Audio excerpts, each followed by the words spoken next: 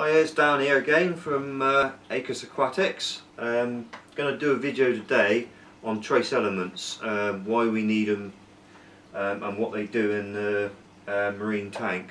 A lot of people are sort of a bit sceptical of, do I need to do it? Do I need to put any trace elements in, or is there enough in the salt water? When you have salt water made up, generally, if it's a good quality salt, you will have quite high trace elements of calcium, magnesium and alkalinity. But they do get dissipated out through time, and also as the corals grow they may use all the calcium and alkalinity up through growth. So although you're replenishing and doing water changes, taking some of the water out and putting new salted water in, you're still going to be in time losing some of these trace elements, so it may be necessary to actually dose certain trace elements in individually. First of all, you would test for each trace element to make sure that you're within a range. For start with magnesium, around the 1300 parts per million is where you want to be, as a rough ballpark figure of what natural seawater is. So you test that, and if it was low, you would add your magnesium trace element. I use the Seachem Ultra Feature range on magnesium. I find it nice and strong, so it brings your magnesium up nice and quick, and it has no ammonia in it. Some of the other magnesiums on the market have ammonia, and then, as you probably well know, ammonia you don't want in your marine tank. It also comes with strontium and boron in it, which is another trace elements which are good for corals, but I won't get into that now. So yeah, basically you test for your magnesium. If it's low, you add your magnesium. That is the one I would test for first, because magnesium, basically what it does is it keeps your alkalinity and your calcium sort of separate from each other. It helps to keep them in water solution better, stops them from dissipating out the tank. So you could put lots of alkalinity in your tank, lots of calcium in your tank, and then after a week or so you test it and you're still finding you're quite low, it's still dropping out. By having the and that is generally because your magnesium is low.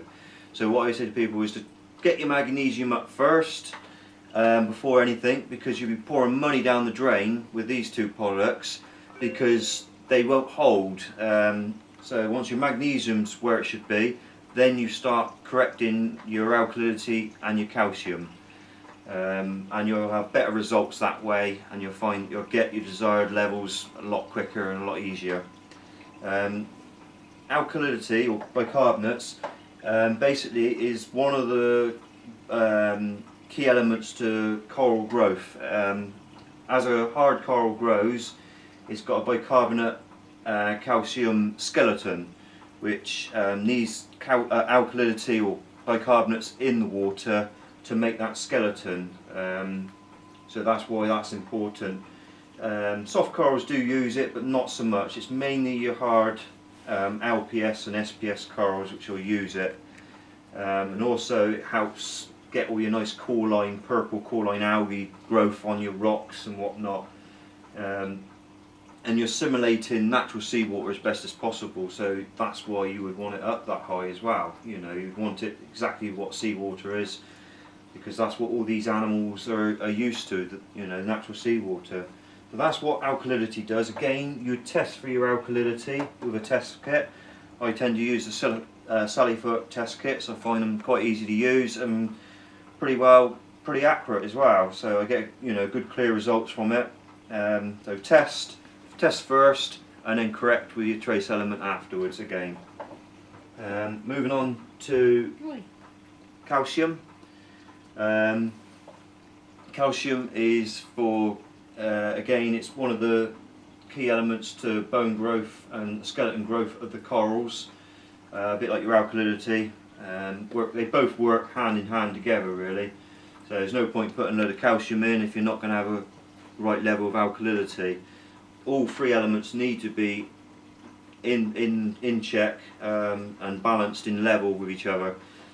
For it to all work, there's no point having a really high calcium and then your alkalinity and your magnesium are really low. It's just not going to get no results. So you do need to be all three in sync. I use the Seachem calcium. This one comes with added magnesium and strontium. It will maintain you with magnesium, so you find yourself, I find myself with this one not having to put much of the ions in at all, because I am putting a small trace element of it in every time I add calcium. Again with this one, test it first. If you're low, you add your calcium trace element. Don't just go putting it in willy-nilly, because you could be putting one level of something up really high, and then it's really hard to get the others back in line with each other. So it's best to just do a little bit at a time and add them that way. You can use calcium reactors and wassers.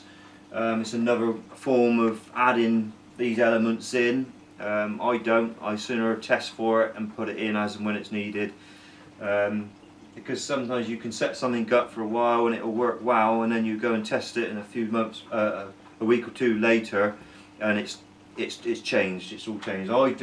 I find I get better results with just liquid trace elements, and it works for me. Some people use calcium reactors and whatnot, which use CO2 and break down calcium calcium rock, and releases all the elements that way. But this is what works for me, and this is how I do it, so that's all I'm really going to go into.